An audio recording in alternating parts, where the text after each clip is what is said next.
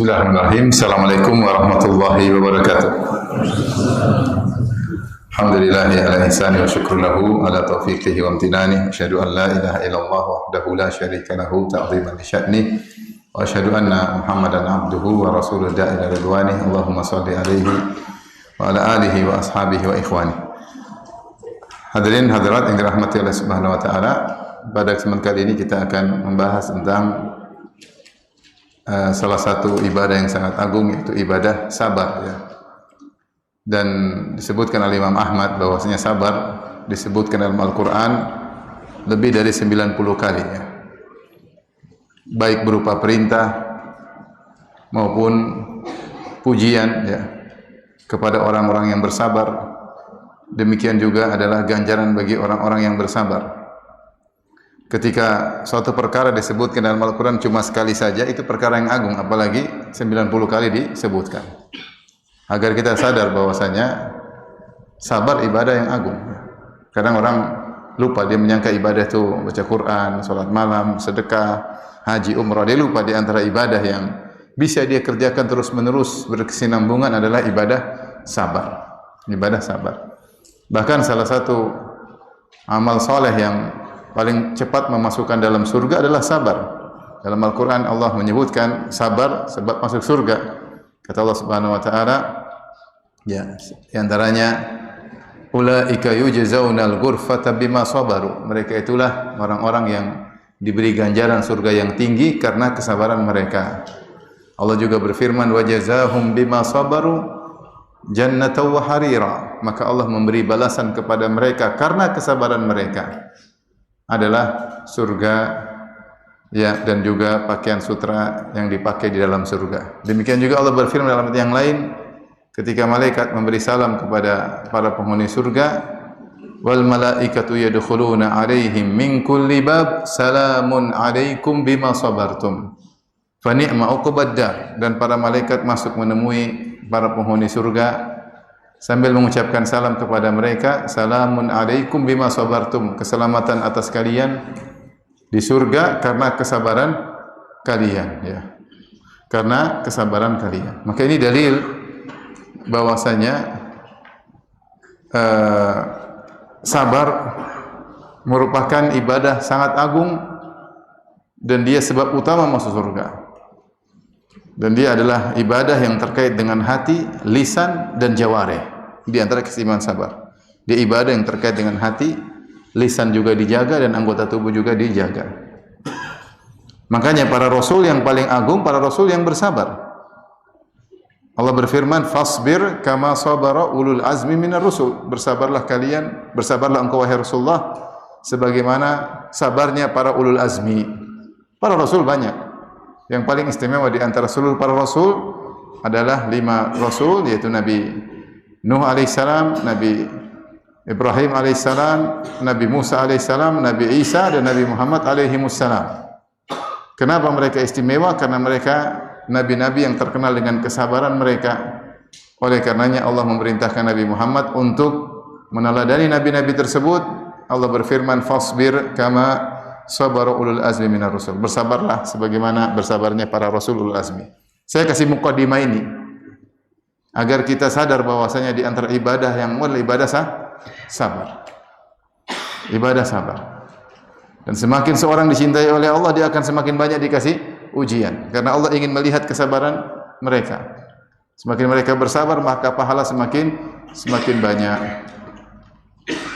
Nah, agar kita bisa optimal untuk menjalankan ibadah sabar, jangan sampai kita sabar tapi ternyata sabar kita salah.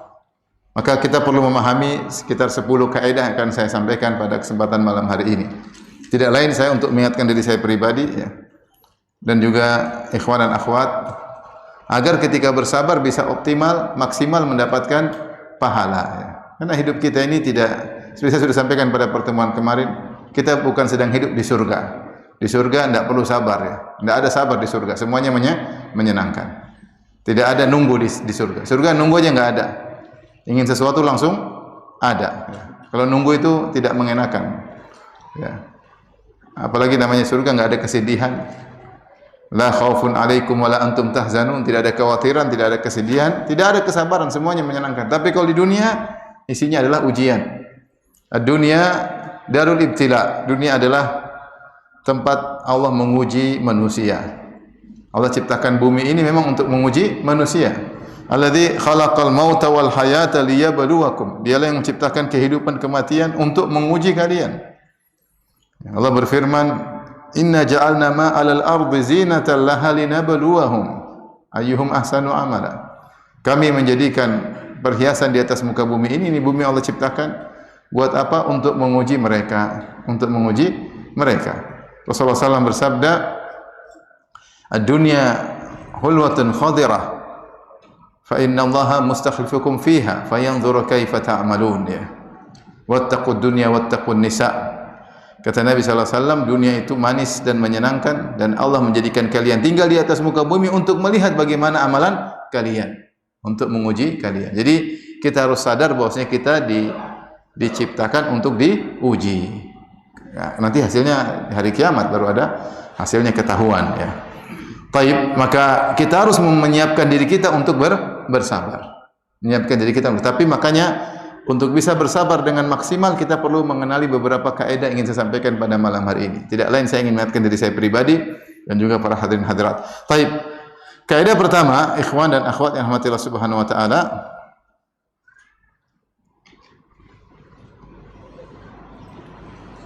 sebentar. Iya.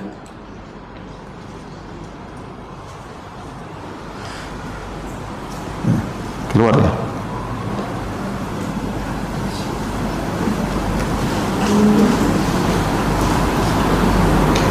Masuk sudah.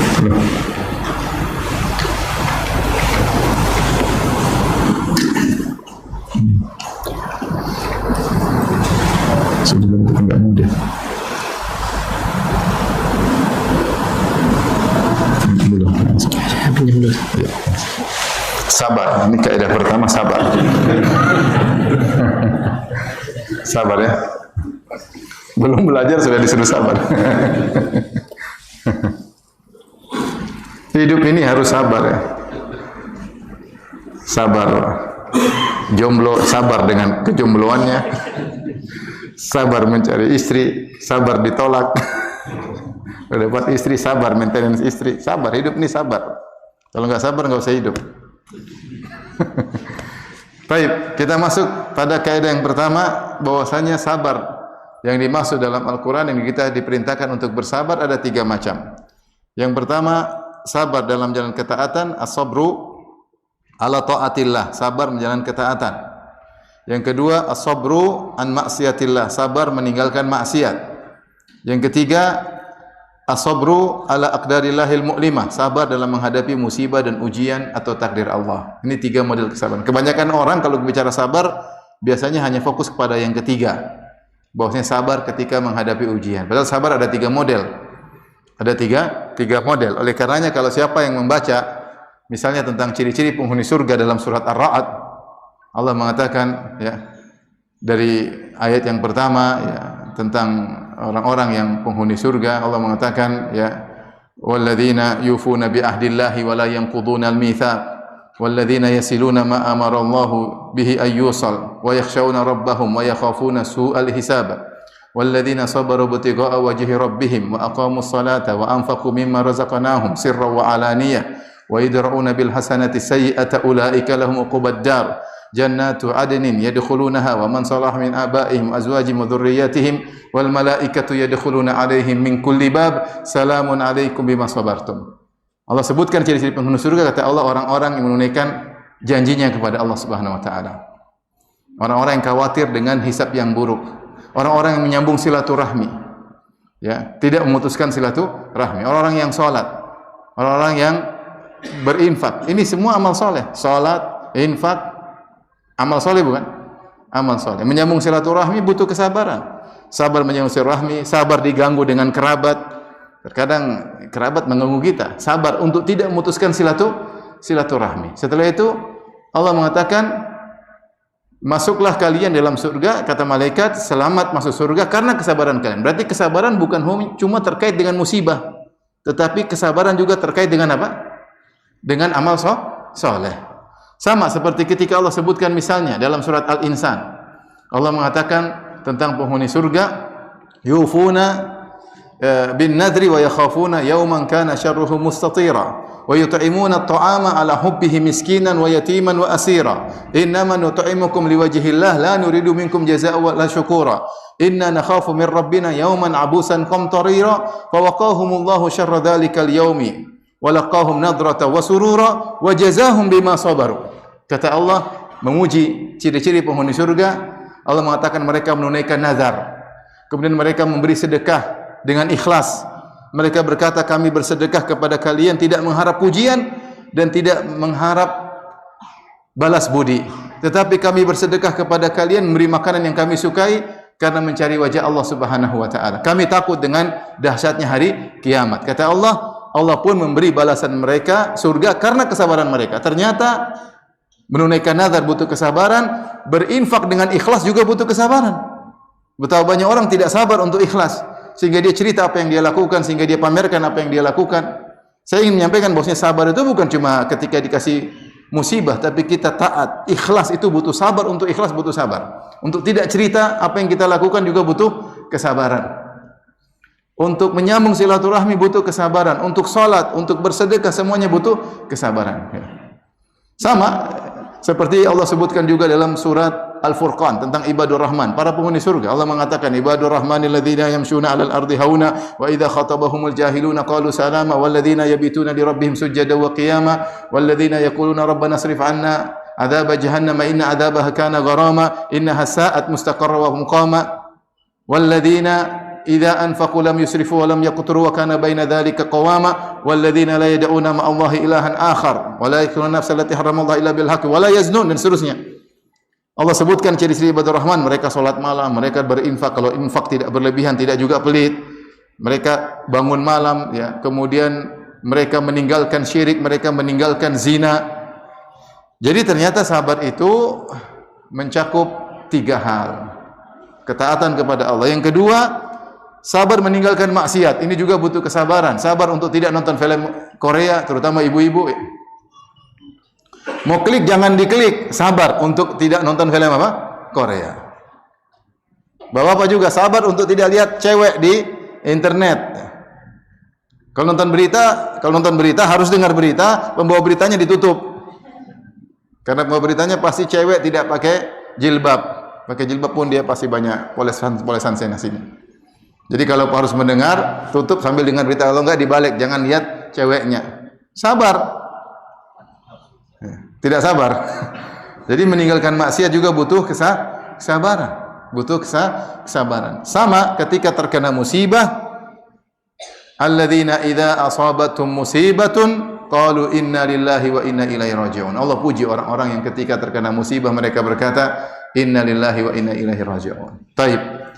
Ketika kita tahu sabar ada 3 model dan semuanya butuh kesabaran. Semua butuh sabar, ikhwan. Antum ngaji butuh sabar, nuntut ilmu butuh sabar. Kalau enggak sabar, antum terputus nuntut ilmu. Antum salat malam butuh sabar. Kalau enggak sabar, salat malam cuma Ramadan doang. Kalau enggak selesai, enggak salat malam. Infak juga butuh kesabaran. Infak kepada keluarga, infak kepada kerabat, infak kepada tetangga. Kalau enggak sabar, putus. Apalagi sudah kita baikin, bikin masalah. Nah, sudah selesai, enggak disambung lagi. Butuh kesabaran. Memberi infak, continue kepada orang yang berbuat buruk kepada kita, butuh kesabaran. Menyambung silaturahmi butuh sabar. Kadang bikin masalah, adik bikin masalah, kakak bikin masalah. Terkadang sudah kita baikin malah dibalas air susu dengan air tuba. Butuh kesabaran. Hidup ini butuh kesabaran. Oleh karenanya sabar ada 3. Baik. Sabar, ketiga model sabar tersebut mana yang terbaik? Mohon maaf, Ustaz, kita sampai jam berapa tadi? Ustaz, sampai jam berapa? Sampai nisful awal ya. Sampai sulusul akhir minal lail. Sampai jam berapa? 8.45 ya. Saya biar bisa kira-kira ya. Khawatir nanti terlalu sedikit. Baik, jadi sabar. Kajian kita sabar. Ini perlu praktek sabar ya. Baik, sabar di antara 3 sabar ini mana yang lebih afdal? Mana yang lebih afdal? Kalau kita klasifikasikan, perhatikan. Sabar kita bisa bagi menjadi 2. Pertama namanya sabar al-ikhtiyari. Ini sabar pilihan. Maksudnya pilihan itu kita ada pilihan, mau sabar mau enggak. Seperti misalnya ada film Korea lewat di beranda kita, tinggal kita klik atau enggak. Kita punya pilihan untuk ngeklik, kita punya pilihan untuk dilewatin tidak kita klik. Berarti ada pilihan. Ketika dikumandangkan azan, ini namanya sabar terkait meninggalkan maksiat. Ketika ada azan berkumandang, kita punya pilihan, mau bangun ke masjid atau lanjutkan tidur. Ketika jam waker berdering misalnya jam 3, kita ingin sholat malam, kita punya pilihan, mau lanjutkan tidur atau bangun sholat malam. Ini namanya pilihan. Kalau kita bersabar, kita lawan ngantuk kita, kemudian kita bangun malam, sholat malam, berarti kita menang. Atau kita punya pilihan, kita enggak sholat malam. Ini namanya sabar pilihan, karena ada pilihan. Berbeda dengan, dan ini terkait dengan sabar menjalankan ketaatan dan sabar meninggalkan maksiat. Sabar menjalankan ketaatan dengan sabar meninggalkan maksiat. Sabar model kedua yaitu sabar as-sabrul ittirari, yaitu sabar terpaksa, enggak ada pilihan. Anak meninggal enggak ada pilihan untuk hidup, enggak ada. Sudah meninggal. Uang kita dicuri orang, enggak ada pilihan, ya sabar. Ya. Kita dikasih sakit, enggak ada pilihan. Kita mau milih sembuh enggak bisa. Harus sabar menunggu sampai Allah yang sembuhkan. Ini namanya sabar terpaksa, enggak ada pilihan. Enggak ada pilihan. Baik. Dari dua model sabar ini mana yang lebih utama? Sabar pilihan atau sabar terpaksa? Sabar pilihan. Secara jenis, kita bicara secara jenis, maka sabar pilihan lebih mulia, dan ini dijelaskan oleh para ulama di antara Ibnu Qayyim rahimahullah, di antara Ibnu Taimiyah rahimahullah taala, bahwasanya as-sabrul ikhtiyari afdal min as-sabril ittirari. Sabar pilihan lebih afdal daripada sabar terpaksa. Secara jenis, tetapi kalau kita bicara tentang model-model kesabaran tersebut tentu berbeda-beda. Ya, tentu berbeda antara seorang sabar untuk ke masjid dengan sabar ketika dikasih musibah anaknya meninggal, tentu berbeda. Tentu sabar dengan anaknya meninggal lebih afdal secara contoh, tapi secara jenis, kita bicara secara jenis, sabar pilihan lebih afdal daripada sabar terpaksa. Sabar terpaksa. Faham? Baik. Sekarang makanya para ulama mengatakan sabarnya Ayub alaihissalam ketika sakit masih kalah dengan sabarnya Ibrahim alaihissalam ketika disuruh nyembelih anaknya.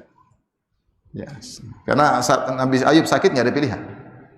Paham? Sabarnya Yunus alaihissalam ketika ditelan oleh ikan paus tidak sama dengan misalnya sabarnya Nabi Yusuf ketika digoda oleh Imratul Aziz, tidak sama. Karena digodanya Nabi Yusuf oleh Imratul Aziz sabar pilihan. Adapun Yunus ditelan oleh ikan paus sabar terpaksa. Tentu berbeda di antara keduanya. Baik. Kemudian antara dua ini, sabar menjalankan ketaatan dengan sabar meninggalkan maksiat, mana yang lebih afdal? Para ulama bahas lagi. Mereka mengatakan yang lebih afdal sabar dalam menjalankan ketaatan. Kenapa? Karena menjalankan ketaatan adalah perkara yang dituntut oleh Allah Subhanahu wa taala, "Wa ma khalaqtul jinna wal insa illa liya'budun." Ya. Adapun meninggalkan maksiat itu penyempurna, tapi tujuan kita diciptakan adalah untuk beribadah. Di antara kesempurnaan ibadah meninggalkan maksiat. Jadi mau saya, benar ada sabar ketika terkena musibah, kita perlu sabar, dan itu sabar yang luar biasa, tapi jangan melalaikan sabar-sabar yang lain. Sabar kontinu dalam baca Al-Qur'an, sabar kontinu dalam berinfak, sabar kontinu dalam suka memaafkan, ya. Sabar kontinu misalnya dalam banyak hal, berbakti kepada orang tua. Ini butuh kesabaran, dan dia sabar yang luar biasa, sabar pilihan. Makanya para ulama mengatakan Yusuf alaihissalam diuji dengan sabar ittirari dengan sabar ikhtiyari. Sabar ittirari ketika dilempar oleh kakak-kakaknya, dimasukkan dalam sumur, dia enggak ada pilihan. Kemudian juga ketika dia dijual sebagai budak, ya. Wa syarahu bi thamanin bakhsin darahima ma'dudah. Ketika dijual sebagai budak, dia juga enggak ada pilihan. Sabar ketika dia diuji dengan rayuan dari Imratul Aziz, kemudian juga rayuan dari wanita-wanita ibu-ibu Mesir, ini lebih afdal daripada ketika sabar dia dilempar di sumur. Kenapa ikhwan? Karena sabar ketika dilempar di sumur, sabar apa? Terpaksa. Sabar digoda wanita cantik, sabar apa? Pilihan. Sabar pilihan. Maka semuanya butuh kesabaran. Ya.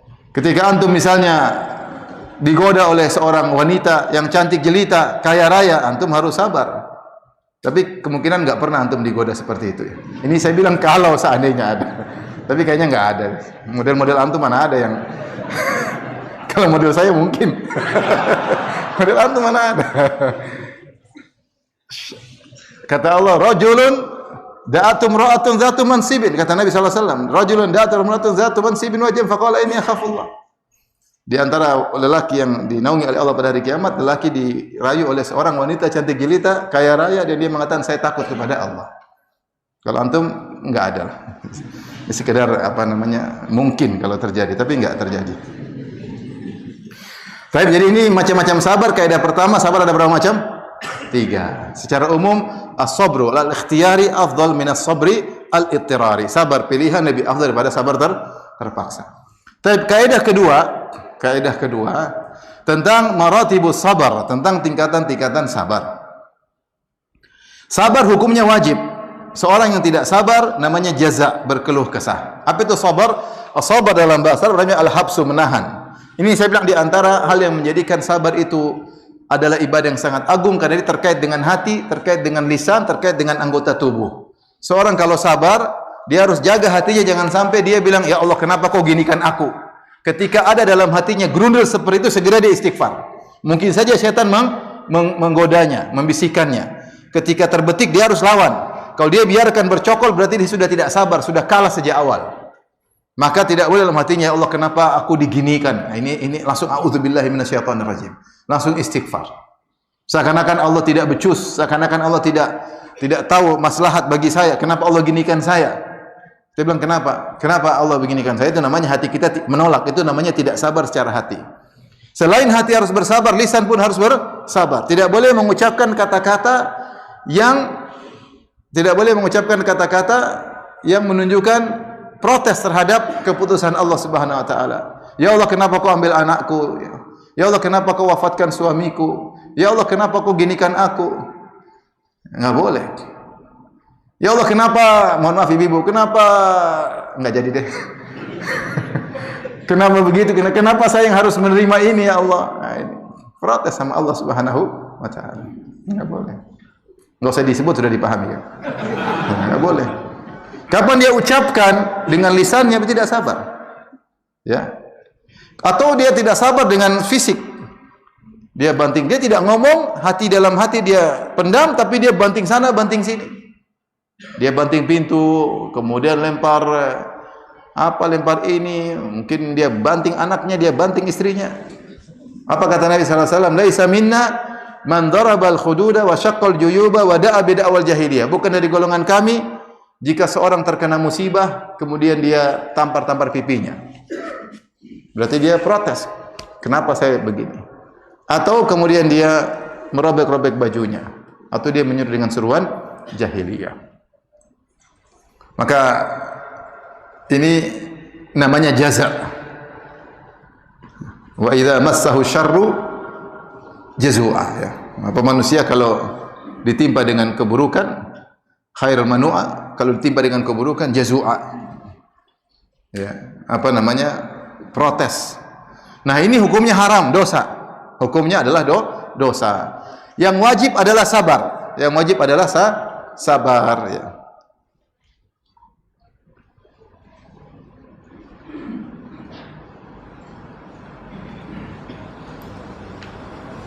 Putus lagi.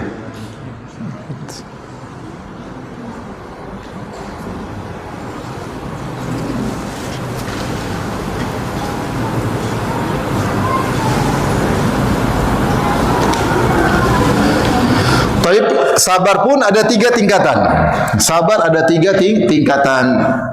Tapi siapa yang sudah mencapai derajat sabar, dia sudah mendapatkan pahala yang sangat besar. Dan ini yang wajib. Adapun tingkatan berikutnya, maka itu sunnah, tidak sampai derajat wajib. Yang derajat wajib adalah apa?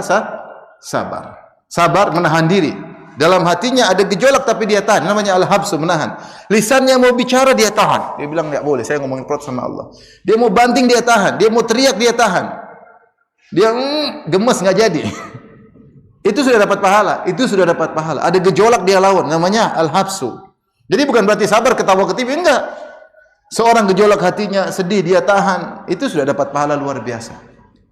Dia melawan gejolak dalam hatinya, itu namanya sabar. Ini itu tingkatan yang wajib. Di atasnya adalah ridha. Di atasnya adalah apa? Ridha, ya. Dia ridha dengan apa yang Allah takdirkan kepada dia. Dia ridha. Yaitu dia tidak menyesal apa yang menimpanya.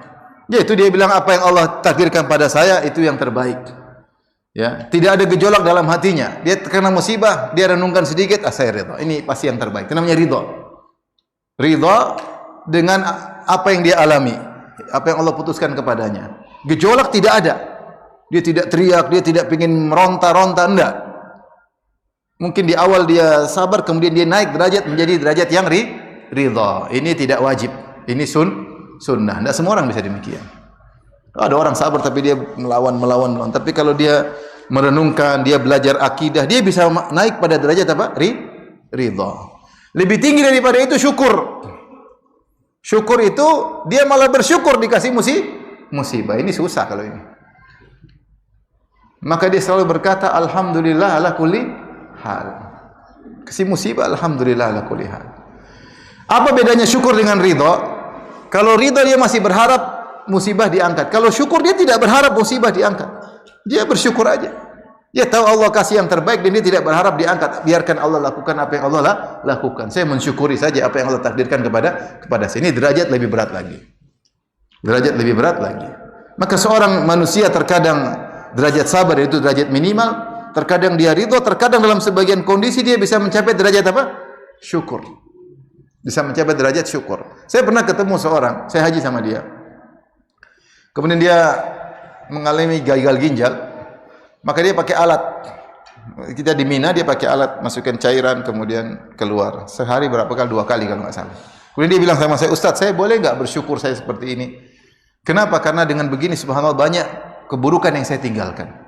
Dan saya selalu ingat Allah subhanahu wa ta'ala. Setiap saya charging ginjal saya ini cuci darah lewat manual tadi, maka saya selalu ingat Allah Subhanahu wa taala. Beda dulu ketika masih sehat. Saya begini. Maka boleh enggak saya minta kepada Allah agar saya tidak sembuh? Ya, berarti dia sampai derajat apa? Syukur. Enggak boleh, jangan bilang ya Allah biarkan saya gini, enggak. Tapi dalam hati enggak ada masalah, mensyukuri apa yang Allah berikan. Kita enggak boleh minta musibah, enggak boleh. Tetapi dalam hati ya sudah, biarin Allah melakukan apa yang Allah kehendaki dan dia mensyukuri hal tersebut. Dia lebih senang ditimpa dengan musibah tersebut daripada tidak ditimpa dengan musibah tersebut. Ini derajat tinggi sekali. Tinggi sekali dan jarang yang bisa mencapainya. Ibnul Qayyim ketika menyebut tentang kisah seorang wanita jarinya terluka, maka dia tertawa.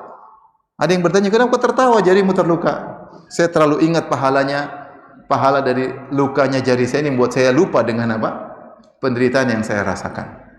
Dia mensyukuri apa yang Allah timpakan kepadanya. Baik.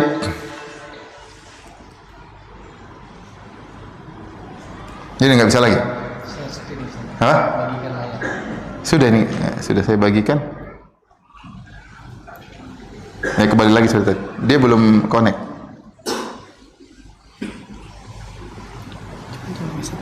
Coba.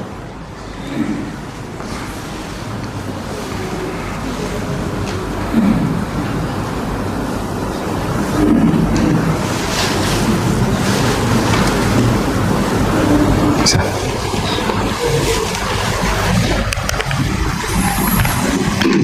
Baik, jadi kalau kita perhatikan dia dibagan, maka yang haram adalah jaza, ini berdosa, keluh kesah, meronta, tidak sabar.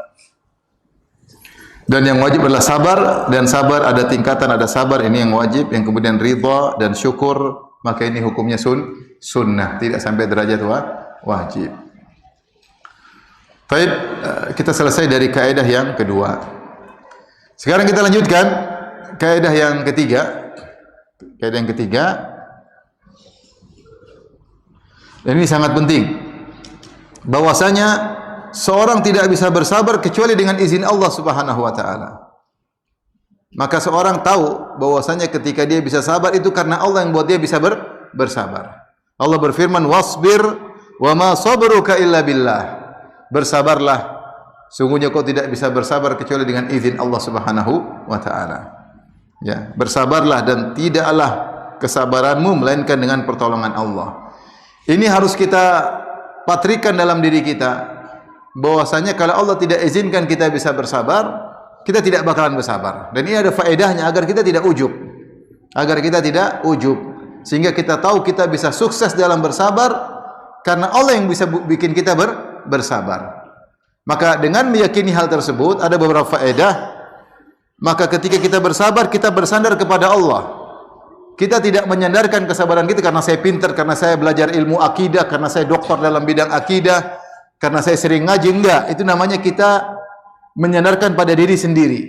Kalau kita menyandarkan pada diri sendiri, ada saatnya kita terjungkal, terjatuh. Tapi kalau kita menyandarkan diri kita kepada Allah, kita tahu kita hanya bisa sabar karena siapa? Karena Allah, maka kita akan kuat sabarnya. Maka ketika kita bersabar, bersandar kepada Allah. Kemudian kita minta disabarkan oleh Allah Subhanahu wa taala. Ya Allah, afriq alaina sabra. Ya Allah, curahkanlah kesabaran kepadaku, karena kita tahu bahwasanya yang bisa bikin kita sabar adalah siapa? Allah. Kemudian yang faedahnya kita tidak ujub. Perhatikan, tidak ujub. Karena ada sebagian orang sabar dia ujub. Wah, begitu aja enggak sabar. Saya sabar. Kamu aja. Saya pernah bercanda. Saya sedang mancing. Ini cerita aja. Saya lagi mancing di tempat pemancingan. Rame-rame sama kawan-kawan. Ikan enggak datang-datang. Saya mancing nunggu. So ada ikhwan anak muda, Ustaz, sabar Ustaz. Saya bilang, kau enggak usah ngajar saya sabar. Saya lebih tahu tentang makna sabar daripada kau. Kau jomblo lagi ngajarin saya sabar kan. Bercanda aja. Maksud saya kalau kita sabar harus karena siapa? Allah. Karena kalau kita tidak karena Allah, kita enggak bakalan bisa sabar. Ya, maka ini Allah ucapkan kepada Nabi Muhammad sallallahu alaihi wasallam. Nabi Muhammad orang sabar enggak? Sabar, tapi tetap diperintahkan untuk bersabar. Jangan di antara kita mengatakan, Ustaz enggak usah ngajarin saya sabar, saya sudah sabar. Enggak ada. Nabi aja super sabar, tetap disuruh sabar oleh Allah Subhanahu wa taala. Dan Allah ingatkan, wasbir fama sabruka wa ma sabruka illa billah. Sabarlah dan kau tidak bisa sabar kecuali dengan izin siapa? Allah. Itu Nabi sallallahu alaihi wasallam, kita butuh diingatkan untuk bersabar. Ya. Saya pernah ditanya oleh orang, Ustaz, saya punya masalah begini Ustaz. Saya butuh jawaban tapi enggak usah bilang saya sabar. Saya tidak butuh, jangan Ustaz jawab bersabarlah. Saya enggak mau jawaban itu. Nabi Muhammad saja disuruh sabar oleh Allah Subhanahu wa taala, ente yang sabarnya enggak jelas. Nabi yang sabarnya jelas disuruh sabar oleh Allah Subhanahu wa taala. Apalagi kita. Wasbir wa ma sabruka illa billah. Ini penting agar kita tidak ujub. Kadang kita ujub ketika kita bisa sabar, dia enggak sabar, saya sabar. Cuma gitu aja kok enggak sabar. Ya.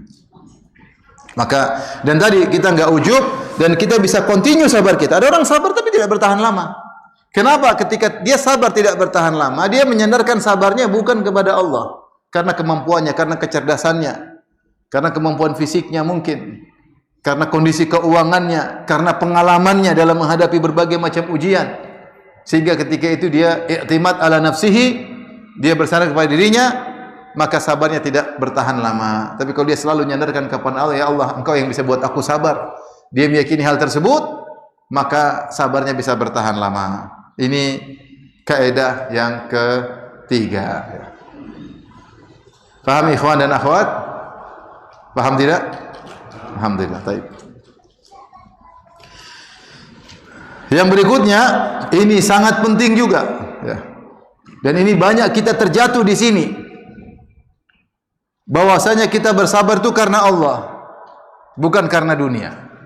Banyak orang bersabar misalnya, kamu kenapa sabar? Oh, kalau saya enggak sabar nanti anak saya tambah parah. Kalau saya enggak bersabar mungkin saya bisa dipecat dari kerjaan. Sehingga dia perkaranya dunia. Dia sabar karena dunia.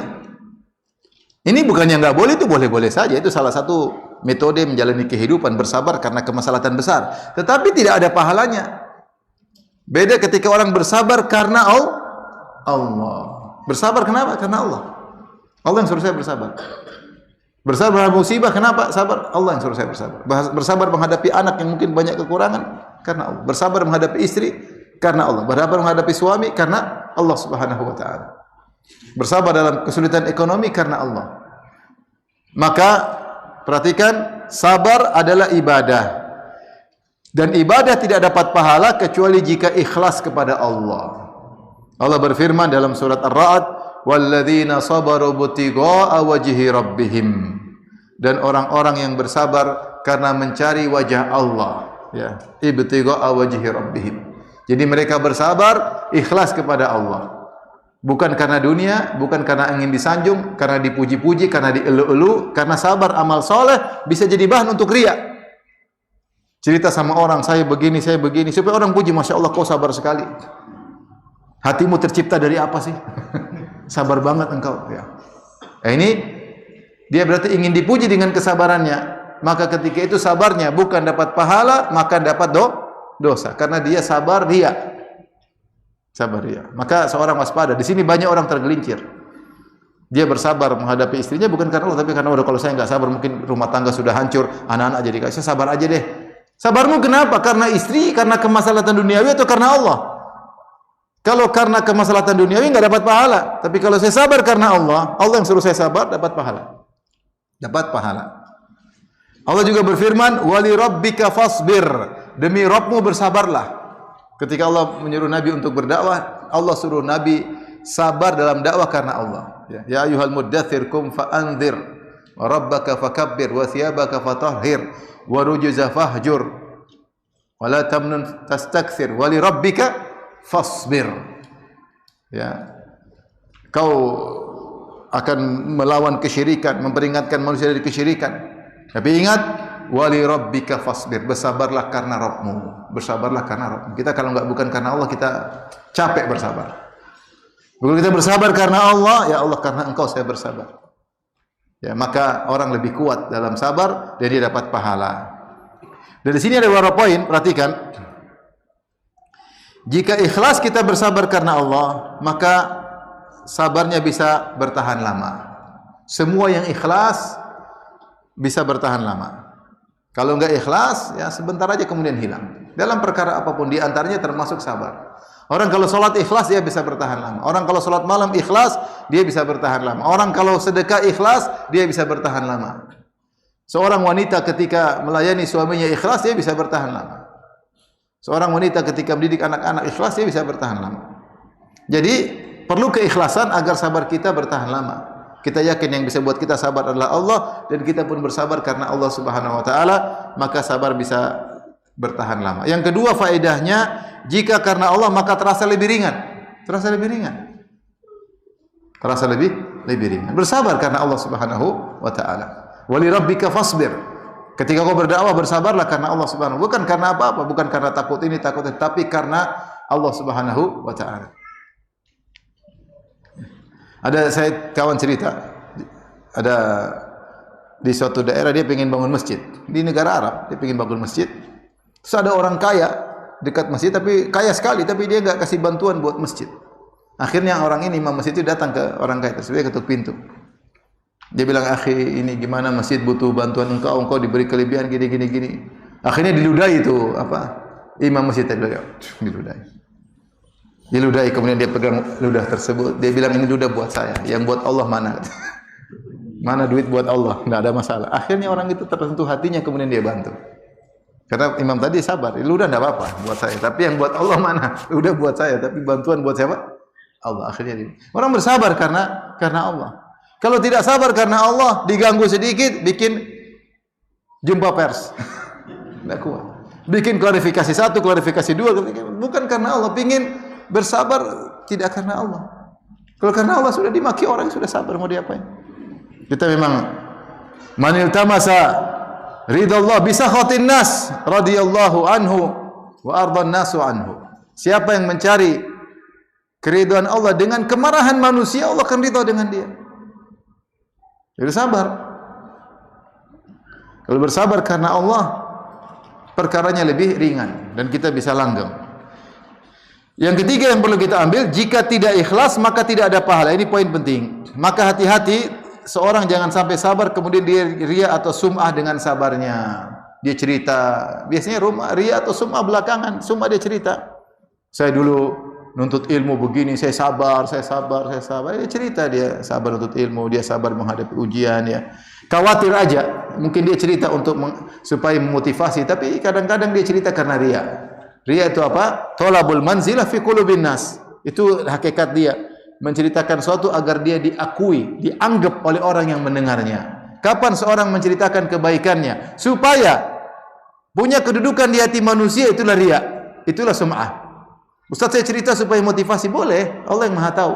Tapi kapan dalam ceritamu itu ada embel-embel agar kau diakui oleh orang lain, dihormati oleh orang lain, maka itulah namanya riya atau sum'ah. Di antaranya kau cerita tentang kesabaranmu. Dulu waktu saya belajar begini, makan begini, enggak ada makan, kadang gini, cerita-cerita. Untuk dipuji, Masya Allah ya, Masya Allah ya, Masya Allah. Ya, sudah kita selesai. Berarti sabarnya bukan karena Allah, tapi riya. Riya. Apalagi sabar kemudian dia masukkan di status, lihat saya begini, saya sabar, begini sabar.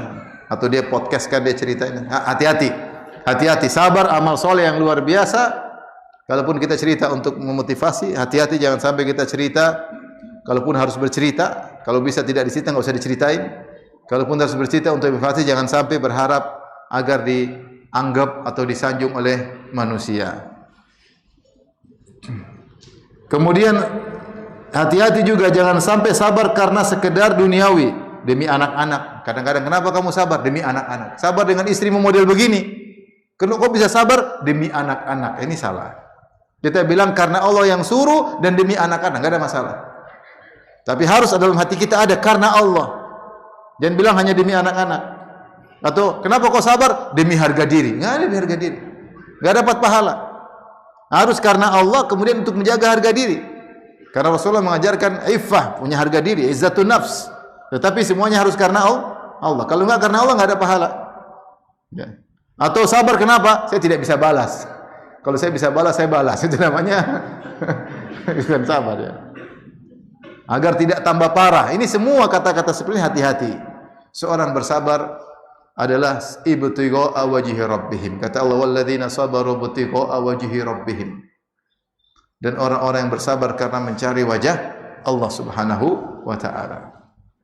Maka bersabar ibadah yang agung harus ikhlas. Baik. Maka Ibnu Qayyim rahimahullah ya menyebutkan sabar karena merasa yang bisa membuat sabar adalah Allah terkait dengan rububiyah.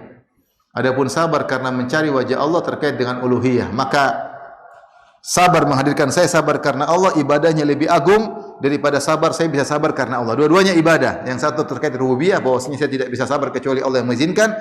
Yang kedua, saya bersabar karena Allah terkait dengan uluhiyah. Dan uluhiyah lebih afdal daripada rububiyah. Ini pembahasan Ibnu Qayyim rahimahullahu ta'ala. Baik.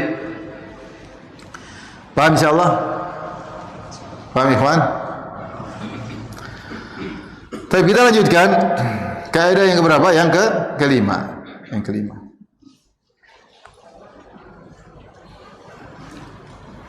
Kaidah yang kelima, sabar bukan berarti pasrah tanpa ikhtiar. Ini sebagian orang salah paham, dia sangka namanya sabar sudah pasrah, tidak beraktivitas, tidak berusaha. Salah.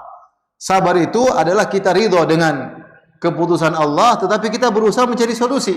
Sabar bukan berarti diam tidak mencari solusi, enggak. Sabar tetap kita ikhtiar mencari solusi, tapi hati bersabar. Ya, ada masalah rumah tangga, kita berusaha mencari solusi dengan sabar menghadapi suami yang brengsek atau sabar menghadapi istri yang brengsek, sabar. Tapi tetap mencari apa? Solusi. Bukan berarti sabar pasrah diam kemudian tidak bergerak hanya menanti keputusan Allah, itu salah.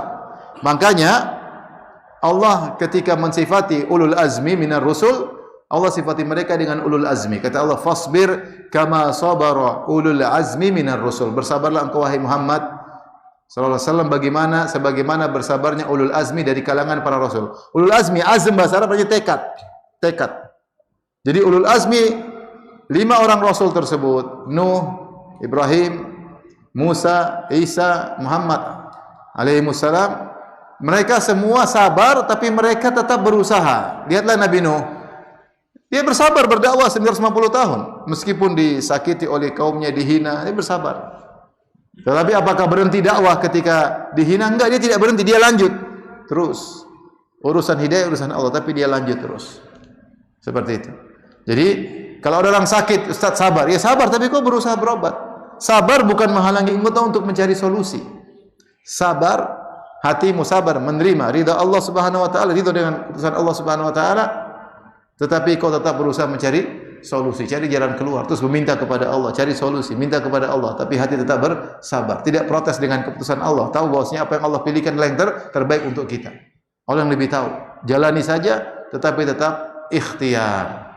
Ikhtiar. Maka ini perlu diperhatikan karena makna azam adalah tekad yang kuat. Jadi kesabaran tidak kontradiktif dengan ikhtiar. Usaha tetap jalan disertai dengan hati yang sabar karena Allah Subhanahu wa taala. Kaidah yang keenam, datangnya musibah bukan berarti langsung otomatis dapat pahala. Tetapi pahala dilihat dari bagaimana sikap seorang hamba dalam menghadapi musibah tersebut. Karena pahala, dosa dan pahala terkait dengan sikap hamba, bukan terkait dengan keputusan Allah. Musibah Allah yang putuskan. Allah kasih musibah, kasih ujian. Apakah ketika Allah kasih ujian kepada seorang hamba, otomatis hamba tersebut dosa-dosanya dikurangi? Apakah otomatis derajat dinaikkan? Tidak. Pahala tersebut terkait bagaimana sikap hamba dalam menerima musibah tersebut. Apakah dia ridha? Apakah dia sabar? Kalau dia sabar, maka akan diampuni dosa-dosanya dan ditinggikan derajatnya. Kalau dia bersabar. Jika dia tidak bersabar, maka dia jaza, dia ngamuk-ngamuk, malah dia mendapatkan dosa.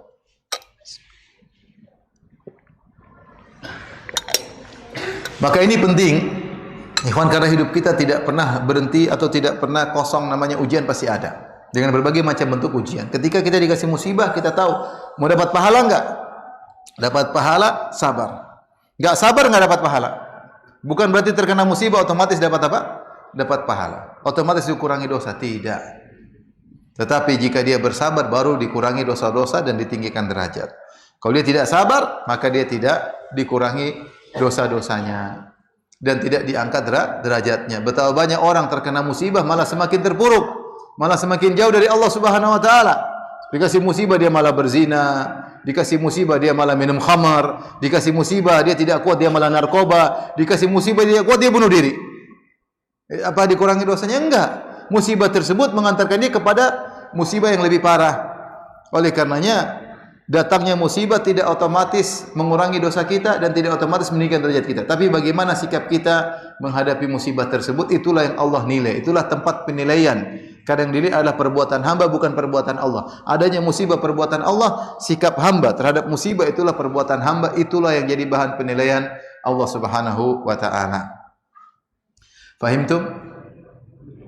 Masya Allah. Tahu bahasa Arab ya?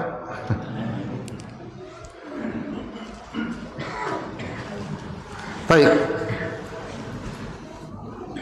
Yang ketujuh, sabar itu tidak ada batasnya. Sabar tidak ada batasnya. Kapan berhenti bersabar, maka argo pahala berhenti. Argo pahala berhenti. Ada orang dikasih ujian bertahun-tahun. Kapan dia tidak sabar, selesai pahalanya. Lihatlah Yusuf alaihissalam ketika diuji. Harus berpisah dari ayahnya. Ada yang bilang 15 tahun, ada yang bilang 40 tahun. Selama itu dia bersabar. Tidak pernah dia tidak bersabar. Dia selalu bersabar. Makanya ketika dia ketemu dengan kakak-kakaknya, dia buka kartu, kakaknya berkata, "Ainnaka la anta Yusuf?" Apakah kau Yusuf? Kata Yusuf alaihissalam, "Ana Yusuf wa hadha akhi, qad manna Allahu alaina." Saya Yusuf dan ini saudaraku Binyamin, Allah telah beri anugerah kepada kami. Kenapa? Innahu may yattaqi wa yasbir fa innallaha la yudhi'u ajral muhsinin. Siapa yang bertakwa dan bersabar, Allah tidak akan menyia-nyiakan pahala orang yang berbuat ihsan. Menunjukkan Yusuf selama 40 tahun atau selama belasan tahun bersabar, argo pahalanya tidak pernah putus. Dia bersabar. Nabi Ayub alaihissalam ketika dikasih penyakit sampai 7 tahun, dia bersabar. Dia bersabar. Sampai istrinya tidak bersabar. Maka dia berkata kepada istri, "Ma'an softi, kau tidak adil wahai istriku. Bukankah kita telah diberi kenikmatan oleh Allah selama 70 tahun? Kita baru diuji 7 tahun." Dia sabar, selama 7 tahun dia sabar. Dia sabar. Dia sabar kepada Allah Subhanahu wa taala, maka argo pahala tidak berhenti. Jadi apa sabar ada batasannya? Tidak ada batasannya. Tetapi bukan berarti sabar tidak mengambil tindakan. Ya. Tetap kita katakan sabar tidak menghalangi mencari apa solusi. Misalnya seorang wanita Punya suami, suaminya minum khamar, suaminya dia sabar menghadapi, tapi dia cari solusi. Ternyata solusinya harus pisah sama suaminya, nggak ada masalah. Dia berpisah dengan tetap bersabar. Tapi kalau ya Allah kenapa kau gini kan aku, ya Allah saya sudah sholat malam, kenapa suamiku model kayak begini, itu namanya tidak sabar. Banting sana banting sana. Tapi kalau dia bersabar, bukan berarti bersabar tidak ikhtiar. Ya, tetap sabar tidak bertentangan dengan al-akhdhu bil asbab. Tetap seorang berusaha untuk mencari solusi. Tetapi sabar tidak ada batasannya. Kapan seorang berhenti dari sabar, argo pahalanya berhenti. Makanya menakjubkan kita sebagian orang dikasih musibah sampai bertahun-tahun, puluhan tahun, sampai meninggal dunia dikasih musibah. Subhanallah, pahalanya luar biasa kalau dia bersabar. Jangan bilang Ustaz, sabar ada batasannya. Ya enggak, sabar enggak ada batasannya. Kapan kau berhenti, argo pahalamu berhenti. Baik. Berikutnya ikhwan, sabar terbaik adalah sejak awal terkena musibah. Sabar terbaik adalah sabar sejak awal terkena musibah. Sebagaimana hadis innama sabru inda sadamatil ula. Sabar yang sesungguhnya ketika hantaman yang pertama. Hadis ini kisahnya ada seorang wanita meratapi kuburan anaknya. Dia sedang meratapi kuburan anaknya. Namanya anak meninggal, dia sedih. Maka Nabi datang, Nabi menasihati. Nabi mengatakan, "Ya hadhihi ittaqillaha wasbiri." Wahai fulana, bertakwalah kepada Allah dan bersabarlah. Yaitu anakmu meninggal, sabarlah. Maka wanita ini tidak nengok sama Nabi atau dia tidak kenal Nabi, maka dia marah. Dia mengatakan, "Ilaika anni, innaka lam tusab bimusibati." Kata dia, "Pergilah kau dariku, kau tidak ditimpa dengan musibah yang menimpaku." Maka Rasulullah pun pergi. Rasulullah pun pergi. Ketika Rasulullah sudah pergi, ada yang kasih tahu, "Wahai fulanah, yang tadi yang nasihati kamu tu Nabi." Maka wanita ini pun segera pergi menuju rumah Nabi. Walam tajid indahu bawaban atau bawabin. Maka dia tidak mendapati ada bodyguard di rumah Nabi dan dia bisa langsung ketemu Nabi sallallahu alaihi wasallam. Dia mengatakan, "Maaf ya Rasulullah, saya tidak tahu kalau engkau yang menasihati. Saya bersabar ya Rasulullah." Rasulullah ingatkan, "Innama sabru inda sadamatil ula." Sungguhnya sabar yang sungguhnya adalah ketika hantaman yang pertama. Dan ini menakjubkan. Rasulullah juga bersabar, lihat. Ketika Rasulullah tegur wanita ini, kata Rasulullah, "Sabarlah, anakmu meninggal, sabarlah, bertakwa kepada Allah." Apa kata wanita ini? "Pergi kau tidak merasakan apa yang aku rasakan." Itu bahasa gampangannya, kau hanya pintar ngomong. Kalau kau yang mengalami apa yang saya alami, kau juga tidak sabar seperti saya. Dan Nabi tidak bantah. Kalau Nabi bantah, anak saya semuanya meninggal. Bukan satu, anak saya semua meninggal kecuali siapa? Fatimah. Rasul anak 7 semua meninggal. Apa yang kau alami sudah saya alami lebih dahulu. Nabi tidak jawab begitu. Nabi tidak bilang kau enggak usah ngajarin saya. Anak saya 6 meninggal semua. Nabi digituin dia sabar. Subhanallah. Kemudian akhirnya dikasih tahu, dia cari Nabi dan dia tidak menemukan bodyguard di rumah Nabi. Para ulama ketika membahas tentang walam tajid indahu bawabin, mereka komentar, kata mereka, lihat, wanita ini tidak kenal Nabi. Kenapa? Karena Nabi tidak, ketika jalan tidak ada bodyguard yang mengiringi, sehingga dia seperti orang lain yang lainnya. Sehingga ketika ada datang negur, dia tidak tahu kalau itu Nabi. Beda kalau Nabi ternyata ada bodyguardnya, mungkin siapa itu ke negur saya? Ternyata Nabi biasa-biasa saja, dan itulah kebiasaan Nabi SAW, tawadhu. Dan dia tidak, makanya ketika para orang asing kalau datang ke kota Madinah ingin cari Nabi, mereka bingung Nabi yang mana, karena Nabi sama dengan yang lainnya. Sampai akhirnya mereka kasih ide agar Nabi diberi tempat yang agak tinggi, agar orang asing kalau datang tahu mana yang Nabi, mana yang bukan Nabi. Karena Nabi tidak ada bodyguardnya, tidak ada macam-macamnya, orangnya tawadhu. Sehingga wanita ini tidak kenal Nabi. Ketika dia datang minta maaf sama Nabi, Nabi mengatakan, "Innama sabru inda sadamatil ula." Sungguhnya kesabaran yang sejati adalah ketika hantaman yang pertama. Saya bacakan perkataan An-Nawawi rahimahullahu taala. Beliau berkata, makna dari innama sabru inda sadamatil ula, sungguhnya sabar yang sejati adalah ketika hantaman pertama, kata An-Nawawi rahimahullahu taala, yaitu as-sabrul kamil alladhi yatarattabu alaihi al-ajrul jazilu li kathratil masyaqqati fihi. Bahwasanya maksudnya pahala yang sempurna adalah di awal terkena hantaman musibah, pahalanya sangat banyak karena susahnya menghadapi hantaman pertama. Menunjukkan kalau seorang sabar belakangan tetap ada pahala, tapi pahalanya kecil, tidak seperti sabar sejak awal. Tidak seperti sabar sejak awal. Makanya para ulama mengatakan orang beriman dia sabar sejak awal. Kalau sabar hari kedua, hari ketiga, hari keempat, hewan pun sabar. Antum lihat ayam, saya dulu punya kakak punya pelihara ayam. Ayam punya anak, terus anaknya lahir dimakan sama kucing, dia teriak-teriak. Wow. Tapi hari kedua ketika anaknya habis sudah santai, kawin lagi selesai. Maksudnya kalau ayam juga bisa sabar hari kedua, hari ketiga ya. Kalau sabar butuh hari berikutnya, tidak ada bedanya kita dengan yang lain. Bedanya orang beriman itu sabar sejak awal, itu yang susah. Disitulah terbukti imannya kuat atau tidak. Kita hanya bisa teori. Sekarang saya sedang teori, saya sedang sampaikan teori sama antum. Apakah saya bisa sabar di awal musibah? Disitulah terbukti iman seseorang, imannya benar atau tidak. Kalau imannya kuat ketika terkena musibah, dia langsung bilang alhamdulillah ala kulli hal. Dia langsung sabar sejak awal. Dikabarkan ada musibah ini, ibunya meninggal, atau orang yang dia cintai meninggal dunia, atau ada hartanya yang hilang, atau apapun, dia langsung mengatakan alhamdulillah ala kulli hal, dia langsung sabarkan dirinya. Dia langsung sabarkan dirinya. Itulah pahala yang sangat besar. Adapun sabar hari kedua, hari ketiga, hari keempat, maka itu tetap ada pahalanya, tapi pahalanya kecil. Pahalanya kecil.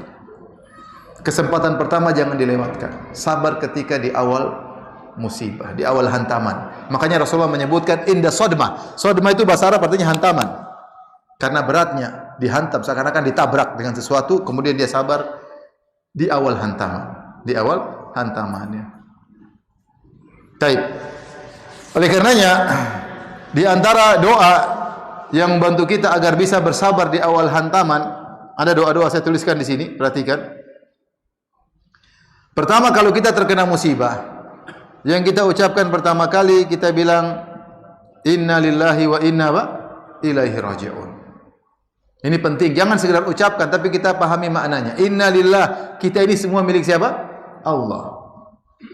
Wa inna ilaihi raji'un, dan kita semua akan kembali kepada Allah. Kita milik Allah, istri kita milik Allah, anak kita milik Allah. Semuanya milik Allah dan akan kembali kepada sang pemilik. Makanya di antara kisah yang menakjubkan ketika Ummu Sulaim anaknya meninggal, yaitu Abu Umair masih kecil meninggal, padahal begitu disayang oleh bapaknya Abu Talha. Maka ketika Abu Umair meninggal, maka Ummu Sulaim kemudian menguburkannya, dikafankan, dikuburkan. Ketika bapaknya datang, tanya bagaimana anak kita kondisinya, bagaimana sakitnya, karena anaknya sakit-sakitan. Maka kata Ummu Sulaim, anak kita lebih tenang daripada sebelumnya. Anak kita lebih tenang daripada sebelumnya, disangka sembuh, ternyata maksudnya lebih tenang, sudah meninggal dunia. Dan ini menakjubkan, biasanya lelaki yang sabar, wanita yang meronta. Ini sekarang Ummu Sulaim yang sabar, Abu Talha yang marah. Akhirnya Ummu Sulaim untuk menenangkan Abu Talha, maka dia berhias, dia kasih hidangkan makanan agar hasrat makanan dari lapar hilang. Setelah itu dia berhias, akhirnya suaminya menggaulinya. Sehingga sudah selesai kebutuhan perut, sudah selesai kebutuhan syahwat, sudah selesai. Ketika sudah selesai semuanya, baru dia kabarkan. Dia bilang dengan logika yang indah, wahai suamiku, kalau ada orang kasih pinjaman sama kita, kita gunakan pinjaman tersebut. Lantas pinjaman tersebut dia ambil, apakah kita tahan atau kita kembalikan? Kata Abu Talha, ya kita kembalikanlah, namanya pinjaman milik dia. Kita sudah pakai, waktunya kembali. Kemudian kata Ummu Sulaim, demikianlah anak kita adalah titipan dari siapa? Allah. Maka Abu Talha marah-marah. Rupanya kau begini-begini gara-gara begini-begini. Jadi maksud saya Ummu Sulaim luar biasa. Benar-benar memahami inna lillahi wa inna ilaihi raji'un. Kita ini milik Allah, kita, mobil kita, uang kita, rumah kita milik Allah. Anak kita, istri kita milik Allah. Kalau Allah mau ambil kapan-kapan terserah Allah. Ini teori ikhwan. Praktek berat, tapi harus kita tanamkan dalam diri kita. Makanya ketika terkena musibah langsung kita bilang apa pertama? Inna lillahi wa inna ilaihi raji'un. Ini pertama makna inna lillahi wa inna ilaihi raji'un, bahwasanya kita semua milik Allah, Allah ambil kapan-kapan terserah Allah. Makna kedua inna lillahi wa inna ilaihi raji'un secara sederhana, kalau kita milik Allah, Allah mau bikinin kita, mau mengaturin kita, terserah Allah. Kita milik Allah. Allah mau ginikan kita, mau gitukan kita, terserah Allah. Kita semua di bawah tasarruf Allah Subhanahu wa taala. Allah yang mengatur kita. Ya, kita pasrah. Allah mau ngapain ya? Kita milik Allah Subhanahu wa taala. Ini di antara hal yang sangat menguatkan kita untuk sabar. Makanya Allah muji, Allah mengatakan alladzina fabasyiris sabirin alladzina idza asabatuhum musibatun qalu inna lillahi wa inna ilaihi raji'un ulaika alaihim shalawatu mir rabbi war rahmah wa ulaika humul muhtadun. Kata Allah Subhanahu wa taala, orang-orang yang bersabar, yaitu orang-orang tatkala terkena musibah mereka berkata inna lillahi wa inna ilaihi raji'un. Mereka itulah yang mendapat salawat dari Allah dan rahmat dari Allah, kasih sayang. Kita ucapkan gitu, Allah kasih sayang. Allah berikan curahan rahmatnya. Allah lihat bagaimana si fulan ketika terkena musibah. Jadi pertama, ucapkan inna lillahi raji'un, maka kita bisa kuat sabar di hantaman yang pertama. Yang kedua, kalau terkena musibah kita tambah lagi, alhamdulillahi ala kulli hal. Segala puji bagi Allah atas segala keputusannya dalam segala kondisi. Di sini doa yang kedua ini atau zikir yang kedua, alhamdulillah ala kulli hal, kita memandang makna dari hikmah. Bahwasanya setiap yang Allah tetapkan pasti ada hikmah yang indah kalau kita bersabar. Yang hikmah tersebut sering tidak kita lihat. Dan ini di antara ujian. Kalau hikmah Allah perlihatkan, tentu kita tidak perlu sabar. Seandainya, saya sering sampaikan, seandainya Nabi Yusuf tahu ketika dia diusir oleh kakak-kakaknya, kemudian dia dijual, bakalan menjadi bangsawan, kira-kira dia ketika diuji senang-senang enggak? Senang-senang karena dia tahu bakalan jadi apa? Bangsawan. Tetapi ujian itu ketika dia tidak tahu hikmahnya. Ketika tidak tahu hikmahnya, disitulah ujian. Tapi dia meyakini di balik segala ujian pasti ada kesudahan yang indah. Situlah letak ibadah kita kepada Allah. Ketika kita tetap berhusnuzon kepada Allah, bahwasanya di balik musibah ini pasti ada kesudahan yang indah, sementara kita tidak tahu kesudahan itu apa. Itulah ibadah. Seandainya Allah buka, semuanya enggak ada yang sedih, semuanya tertawa. Kalau dipotong, diambil harta, dilihatin surga, ya sudah, ambil aja. Justru ibadahnya di mana? Ketika kita tidak tahu bagaimana penghujungnya, tapi kita memuji Allah. Dan itu yang diucapkan oleh Nabi Yakub alaihissalam. Ketika dikabarkan bahwasanya Yusuf sudah hilang, Binyamin sudah ditahan, kakaknya enggak mau pulang. Ya, kata Nabi Yakub alaihissalam, asallahu ayyatiya fasabrun jamil. Asallahu ayyatiyani bihim jami'an innahu huwal alimul hakim. Kata Nabi Yakub alaihissalam, saya hanya bisa sabar dengan kesabaran yang indah. Itu tidak mengeluh kepada siapapun. Asallahu ayyatiyani bihim jami'an. Semoga Allah mendatangkan ketiganya kepadaku, mengembalikan anak-anakku 3 orang kepadaku. Dia tutup dengan husnuzonnya, innahu huwal alimul hakim. Allah Maha mengetahui apa yang dia lakukan dan Allah Maha bijak dengan apa yang dia putuskan. Maka kita ucapkan apa? Alhamdulillah ala kulli hal. Menyakitkan tapi bilang alhamdulillah ala kulli hal. Di balik ini pasti ada hikmah. Dan di antara kasih sayang Allah, terkadang sebagian hikmah Allah buka. Benar ini. Kita dapat musibah, kita lihat hikmahnya. Oh ternyata hikmahnya setahun kemudian, 2 tahun kemudian, 3 tahun. Kita tahu, oh hikmahnya ternyata ini. Maka sebagian hikmah yang Allah buka, kiaskanlah dengan hikmah-hikmah yang kau tidak tahu. Sebagaimana sebagian hikmah Allah sudah bukakan kepadamu dan kau lihat ternyata di balik itu ada kesudahan yang indah. Hikmah yang lain yang kau tidak tahu, kiaskan aja. Mungkin Allah tidak buka di dunia, Allah akan buka di mana? Di akhirat. Pokoknya terkena musibah bilang apa? Alhamdulillah ala kulli hal. Ini teori ikhwan, praktek susah. Tapi teori. Kalau kita ulang-ulang biasanya terpatri dalam diri kita. Jadi jangan lupa bilang alhamdulillah ala kulli hal. Yang ketiga, kita mengatakan qadarullah masya fa'al. Ini qadarullah wa masya fa'al atau qadarullah atau qaddarallahu wa masya'a fa'ala. Semua sudah takdir Allah. Tidak bisa kita hindari. Ini ada maknanya. Maknanya ini tidak mungkin kita hindari. Allah mengatakan, "Ma asaba min musibatin fil ardi wala fi anfusikum illa fi kitabin min qabli an nabra'aha inna dzalika 'ala Allah yasir."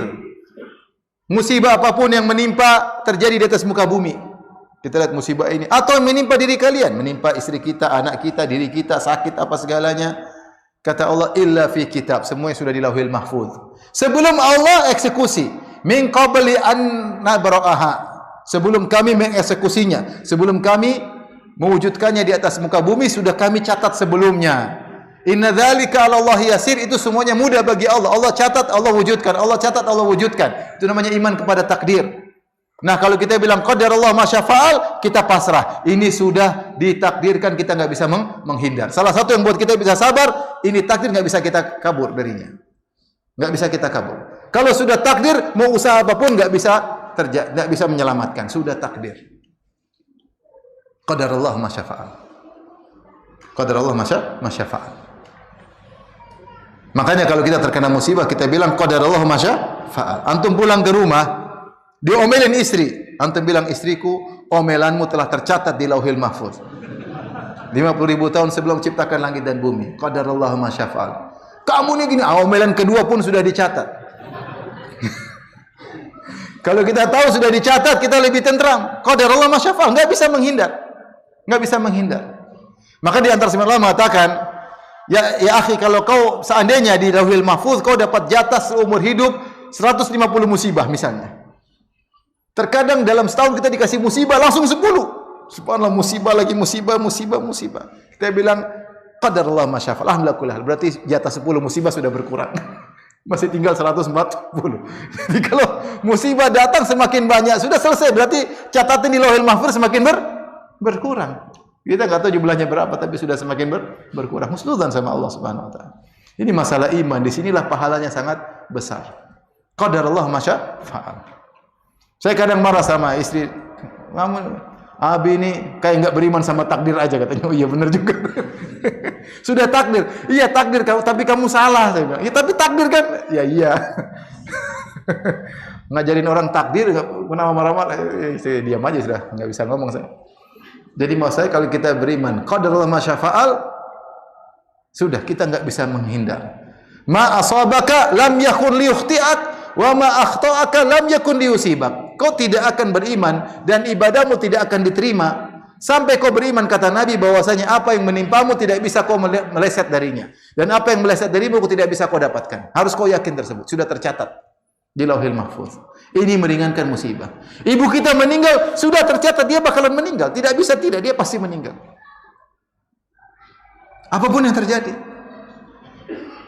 Seorang wanita suaminya selingkuh, qadarullah, tidak bisa, sudah pasti tercatat. Saya mau usaha apapun, sudah ke salon, sudah cantik luar biasa, suami selingkuh, sudah qadarullah. Sekarang bagaimana saya tinggal menghadapinya? Qadarullah. Mau diapain? Istri selingkuh, sudah kita sayangi, ternyata selingkuh, qadarullah, mau diapain?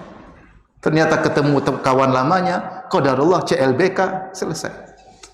Cinta lama belum kelar, cinta lama bubarin keluarga, cinta lama bersemi kembali. Mau diapain? Enggak bisa apa-apa. Udah takdir, mau diapain? Ini membuat kita sabar. Ini sudah dicatat, kita enggak bisa menghindar. Mau lari kemanapun, tidak akan bisa menghindar. Qadarullah ma syafa'al. Maka kita bisa sabar di awal musibah. Di antara agar kita dapat bisa bersabar juga doa. Allahumma ajurni fi musibati wa akhlif li khairan minha. Ya Allah, berilah aku pahala di balik musibah ini. Karena kita tahu setiap musibah mendatangkan pahala. Kalau kita sabar. Dan gantikanlah dengan yang lebih baik. Ucapkan doa tersebut. Agar kita termotivasi, sabar. Pahalanya gede. Apalagi sabar sejak awal. Air mata boleh menangis, tidak ada masalah. Mata menderaikan air mata, tidak ada masalah. Tapi sabar. Kabarin, ya akhi, ibumu meninggal. Nangis. Qadarullah ma syafa'al. Allahumma ajurni fi musibah. Sambil menangis, tidak ada masalah. Nabi ketika anaknya meninggal di pangkuannya Ibrahim, Nabi menangis. Dia mengatakan, innal qalba la yahzan, hati ini bersedih. Wa innal aina la tadma, sungguh mata ini mengalirkan air mata. Wa la naqulu illa bima yurdi rabbana, namun kami tidak mengucapkan kata-kata kecuali yang mendatangkan keridhaan Rabb kami. Wa inna bi firaqika ya Ibrahim la mahzunun, sungguh kami sedih dengan kepergian engkau wahai putraku Ibrahim. Menangis tapi sabar. Jadi hadirkan dalam diri kita bahwasanya di balik musibah ini ada pahala. Agar kita bisa sabar sejak awal. Dan kita bilang wa akhlif li khairan minha, gantikan dengan yang lebih baik. Urusan Allah, nanti Allah ganti gimana caranya, mau ganti dunia, ganti di akhirat, terserah Allah. Tapi doain aja, ucapin aja. Kemudian di antara mungkin yang boleh diucapkan dalam ayat Rabbana afrik alaina sabra. Ini boleh kita berdoa minta sabar ketika musibah terkena. Kita mengatakan Allahumma Rabbana afrik alaina sabra. Seperti yang diucapkan oleh ketika Talut melawan Jalut. Rabbana afrik alaina sabra wa tsabbit aqdamana wansurna 'alal qaumil kafirin. Juga diucapkan oleh para penyihir Firaun ketika ingin dibunuh oleh Firaun. Dia mengatakan Rabbana afrik alaina sabra wa tawaffana muslimin. Ya Allah, curahkanlah kesabaran kepada kami. Bukan minta disabarkan, itu kalau ada ember isinya sabar disuruh curahin sama kita. Sabar yang banyak-banyak, ya Allah, saya butuh sabar di saat seperti ini, ya Allah. Rabbana afrik alaina sabra. Curahkanlah kesabaran kepada aku. Enggak kuat hati ini kalau Allah tidak menyabarkan kita. Berdoa sama Allah. Berat tapi harus sabar. Jadi boleh kita minta sabar. Adapun doa, bahwasanya ada hadis dilarang minta ya Allah jadikanlah aku penyabar, hadisnya dhaif. Hadisnya dhaif. Yang tidak boleh kalau kita minta ya Allah jadikanlah aku sabar, maksudnya kita minta dikasih ujian supaya sabar, enggak.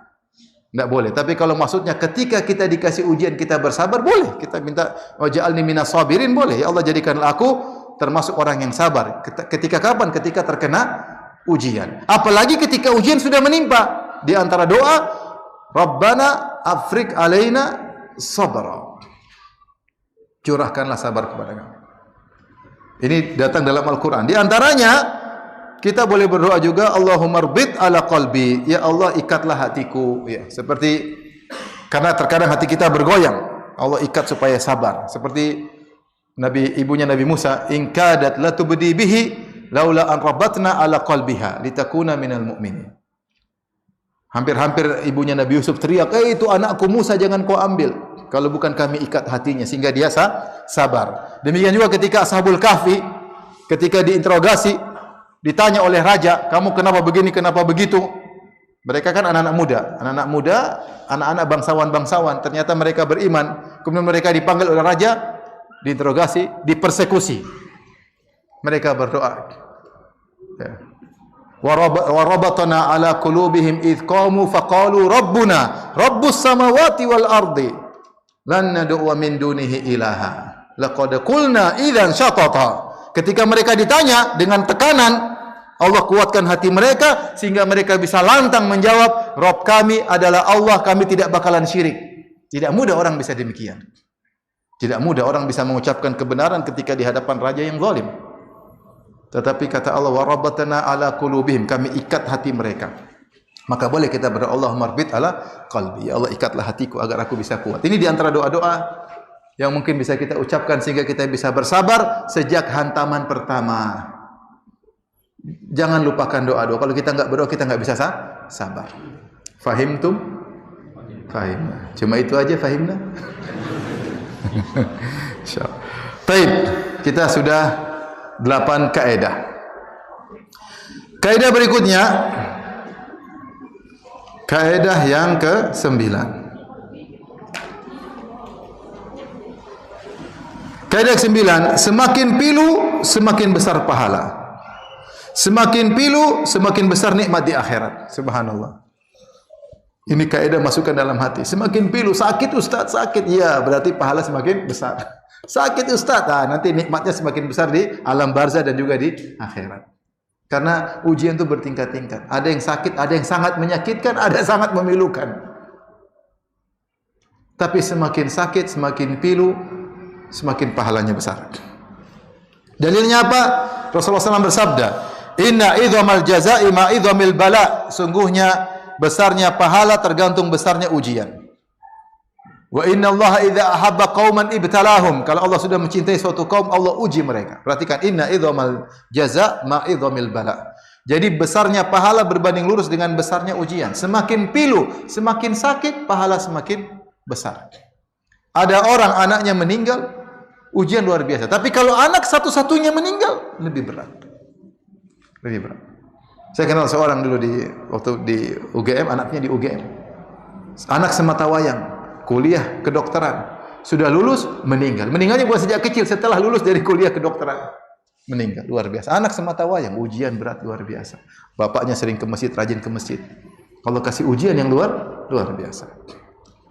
Beda. Sama-sama anak meninggal tapi berbeda ketika yang meninggal anak sematawayang. Semakin berat ujian, semakin besar pahala. Oleh karenanya, semakin banyak pahala, maka Allah kasih ujian paling berat kepada orang paling soleh. Ketika Nabi ditanya, man asyadun nasi balaan ya Rasulullah, siapa orang yang paling berat ujiannya? Rasulullah berkata, al-anbiya, para nabi. Summa salihun, kemudian orang soleh. Summal amsal fal amsal, kemudian selanjutnya dan selanjutnya. Yubtalar rajulu ala qadri imanihi, seorang diuji sesuai dengan kadar keimanannya. Kenapa Allah kasih ujian kepada para nabi yang paling berat? Karena itu pahalanya paling besar. Makanya kalau kita lihat bagaimana Khalilur Rahman, Khalilar Rahman, yaitu Nabi Muhammad sallallahu alaihi wasallam dan Nabi Ibrahim alaihissalam, diuji dengan perkara-perkara yang mereka cintai. Nabi Muhammad sallallahu alaihi wasallam lahir, ayahnya sudah enggak ada. Kemudian ibunya meninggal di hadapan dia. Dan banyak ujian Nabi Rasulullah SAW. Dijauhkan, harus meninggalkan tempat kelahirannya sangat dia sayangi, kota Mekah. Istrinya yang paling dia cintai, Khadijah, meninggal dunia di saat-saat dia butuh dengan dampingan dari istrinya. Banyak anak-anaknya yang dia cintai semua meninggal kecuali Fatimah. Ujian banyak. Dimusuhi oleh sukunya sendiri, suku Quraisy. Dimusuhi oleh pamannya sendiri Abu Lahab. Kalau kita tahu ujian Nabi luar biasa. Dikata-katain oleh kaumnya padahal mereka sebelumnya memuji setinggi langit, Al-Amin. Setelah itu dikatakan kadzdzab, pendusta, sahir, penyihir, mashur, disihir, majnun, orang gila. Allah mengatakan wa ma sahibukum bimajnun. Teman kalian kenal bukan orang gila, kalian tahu kan dulu sejak kecil bersama kalian. Allah bantah mereka. Subhanallah, ujian Nabi paling berat. Diracun, dan Rasulullah kalau sudah panas 2 kali lipat. Innaka tu'ak kama inni u'ak kama yu'akar rajulani kama yu'akur rajulani minkum. Aku kalau panas 2 kali lipat, kata Nabi sallallahu alaihi wasallam. Nabi Ibrahim juga sama, ujian berat. Semakin pilu itulah yang diuji bagi para nabi. Oleh karenanya kalau kita diuji sangat berat, mungkin ini tanda Allah cinta kepada kita. Dan Rasulullah mengatakan, kalau Allah mencintai satu kaum, Allah uji. Semakin berat, semakin pahalanya besar. Semakin pahalanya besar. Nangis enggak ada masalah. Yang penting ridha dengan keputusan Allah Subhanahu wa taala. Dan di antara doa yang hendaknya kita selalu berdoa, sebelum ada musibah kita berdoa, as'aluka ridha ba'dal qadha. Hafalkan doa ini. As'aluka ridha ba'dal qadha. Ya Allah, aku mohon keridhaan setelah Kau tetapkan keputusan. Karena terkadang kita enggak ridha dengan keputusan Allah. Jangan lupa doa zikir pagi petang, raditu billahi rabba wa bil islami dina wa bi Muhammad nabiyya rasul. Di antara makna raditu billahi rabba yaitu aku ridha dengan Allah sebagai Tuhanku, aku ridha keputusan Allah kepadaku. Itu di antara makna. Raditu billahi rabba. Kita ikrarkan, ya Allah, aku ridha dengan keputusan-Mu. Kemudian di antara dalil bahwasanya semakin besar kesulitan semakin besar pahala, di antara tadi innama sabru inda sadamatil ula. Sabar yang sungguhnya adalah hantaman yang pertama. Karena di antara hantaman pertama berat sekali kita menghadapinya, maka saat itulah pahala semakin besar. Ketika bisa bersabar di hantaman yang pertama.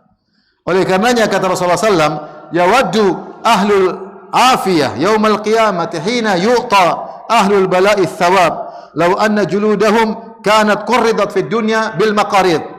Ketika di hari kiamat kelak ada penghuni surga dari 2 golongan. Penghuni surga dari orang-orang yang hidup menderita ketika di dunia, penghuni surga dari orang-orang yang hidup nyaman ketika di dunia. Sama-sama masuk surga.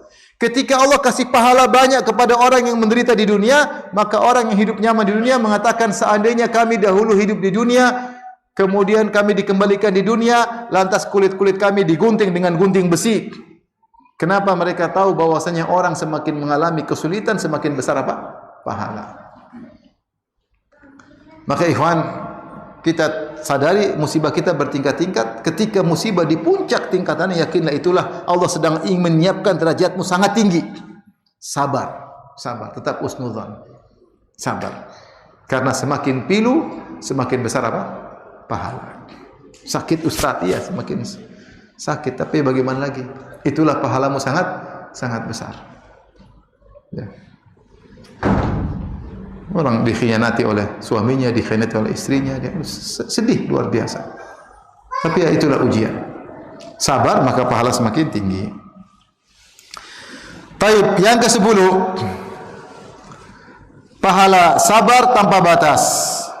Pahala sabar tanpa batas. Allah berfirman, "Innama yuwaffas sabiruna ajrahum bighairi hisab." Sungguhnya orang-orang yang bersabar diberi ganjaran sempurna tanpa hisab. ya, tanpa hisab. Apa maknanya tanpa hisab, tanpa batas? Dua tafsiran kata Ibnu Katsir. Yang pertama berkata Al-Auza'i, "Laisa yuzanu lahum wa la yukalu, innama yughrafu lahum gharfan." Bahwasanya pahala mereka bukan dengan ditimbang. Amal sabar itu tidak ditimbang untuk dikasih pahala atau ditakar dikasih pahala, tapi Allah kasih pahala dengan cidukan, dengan cidukan pahala. Itu pahalanya banyak. Beda dengan amalan lain. Amalan lain, salat pahalanya sekian, zakat pahalanya sekian. Kalau sabar enggak. Di luar dari kaidah. Allah mau kasih banyak-banyak langsung. Ini untuk kita yakini bahwasanya sabar itu ibadah. Sabar adalah ibadah. Makna yang kedua, pendapat yang kedua, qala Ibnu Jurayj, balagani annahu la yuhsabu alaihim sawabu amalihim qat walakin yuzaduna ala dzalik. Yaitu pendapat yang kedua, bahwasanya pahala mereka ditambah-tambahin oleh Allah Subhanahu wa taala. Ini makna dari innama yuwaffas sabiruna ajrahum bighairi hisab, bahwasanya orang sabar pahala mereka tanpa batas, tanpa batas. Yang terakhir, ikhwan, makna as-sabrul jamil. Allah sebutkan dalam Al-Quran beberapa jamil. Sabrun jamil, fasfahis safhal jamil, wahjurhum hajran jamila, dan ada indah-indah, yaitu di antaranya adalah kesabaran yang indah. Apa maknanya sabrul jamil? Sabrul jamil adalah sabar yang sempurna, di mana seorang tidak mengeluh kepada manusia sama sekali. Kalau dia mau mengeluh, hanya mengeluh kepada Allah. Seperti Nabi Yakub alaihissalam, dia mengatakan fasabrun jamil. Aku hanya bisa bersabar dengan sabar yang ini. Tidak pernah ngeluh kepada anak-anaknya atas apa yang dia alami. Dia hanya mengatakan innama ashku bathi wa huzni ila Allah wa a'lamu minallahi ma la ta'lamun. Aku hanya mengadukan kesedihanku dan penderitaanku hanya kepada Allah, tidak pernah mengeluh kepada manusia. Maka di antara bentuk kesabaran yang sempurna, tidak pernah tulis status ketika terkena musibah. Tidak rubah status. Sebagian ibu-ibu rubah status, lagi marahan sama suaminya, bikin hati terbelah dua. Subhanallah. Ada apa, Tahu-tahu ada panah masuk. Celep. Kok gambarnya gitu, Enggak apa-apa sih. Curhat di status. Sedikit-sedikit ganti status. Ya. Bikin status, memang tidak ada yang bisa dipercaya manusia. Termasuk kau bilang. Sudah bikin status dikit bisa curhat. Ngapain curhat? Jangan curhat kepada manusia, curhat kepada Allah. Curhatkan manusia kepada Allah, bukan mencurhati Allah kepada manusia. Kalau kita curhat kepada manusia, karena kan kita protes, ya Allah kau gini kan aku, saya curhat sama manusia. Kita curhat malah orang semakin hinakan kita.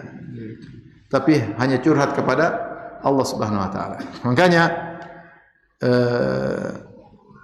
seorang yang beriman, dia tidak curhat kepada manusia.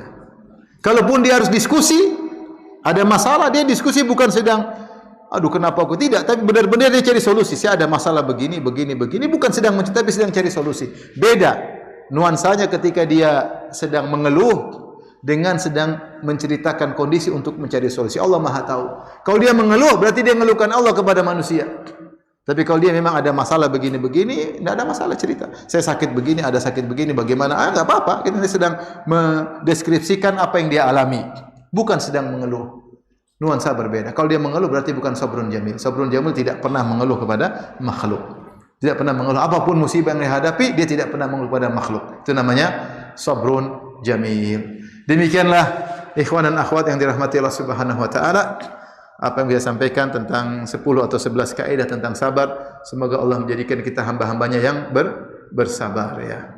Sabirina was-sabirat, di antara orang-orang yang Allah janjikan surga, adallahu lahum maghfiratan wa ajran azima, adalah as-sabirina as-sabirat, orang-orang laki yang sabar dan wanita-wanita yang bersabar. Wallahu alam bisawab.